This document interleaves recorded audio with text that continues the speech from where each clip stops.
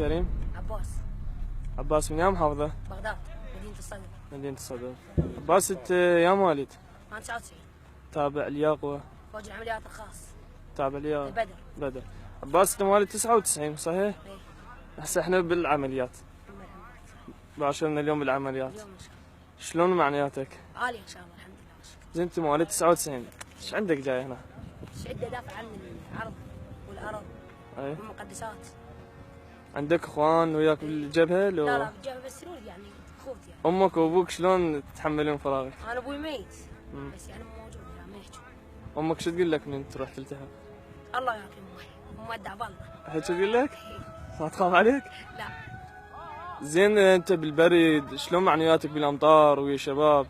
والله نحس بيه اجر وثواب، نحس طعم الجهاد يعني اذا مطر او برد نحس بيه طعم الجهاد. عباس اصدقائك هناك بالمدينه من يسمعون راح تلتحق شو يقولوك؟ ايش عندك رايح؟ وين رايح يعني؟ ايه. يعني هم يصيرون ايش عندك رايح؟ بعدك صغير وهاي السوالف. انا اقول لهم لا لازم يعني صار اكو فد شيء يعني يخليني دافع شنو اخذت الدرس من كربلاء؟ من الامام حسين من الرسول العباس ومن قاسم عليه السلام؟ شوف هو الامام القاسم اول ما برز انقطع شو سنة عليه يعني ما باله بالقوم. يعني القوم ولا يمه ولا عباله يعني رجع سوى شو سنة عليه وفدر اروح للامام الحسين. انا ان شاء الله افدي اروح للامام الحسين ان شاء الله. ان شاء الله. ان شاء الله ان شاء الله. شنو شو تقدم كلمه لدواعش؟ خلصوا بعد ما تمشي. شو توجه لهم رساله؟ عم ايش عندكم من هذا؟ عم احنا شيعة وراكم ما نعوفكم لو يجيها والله. ايش عندكم انتم؟ اخر كلمه الامام السيستاني.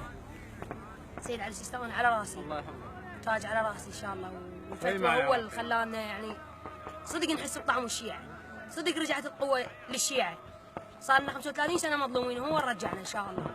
كنا عم يعني عميان والله. الشباب اللي بالمدينه شو تقول لهم؟ اللي ما اجوا الجبهه حدث. شباب المدينة اللي ما اجوا كل من ظروفه يجوز عنده ظرف ما يجي بس انا اغلب الشباب اللي اعرفهم وياي اصدقاء يعني اكو بالجبهه منهم ومن ضمنهم لا يعني كل من ورأيه هذا الشيء.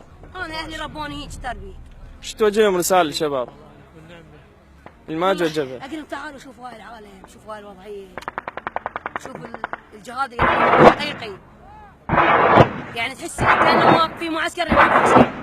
الله يحفظك. تحس يعني واصحاب الحسين واصحاب الحسين ان شاء الله.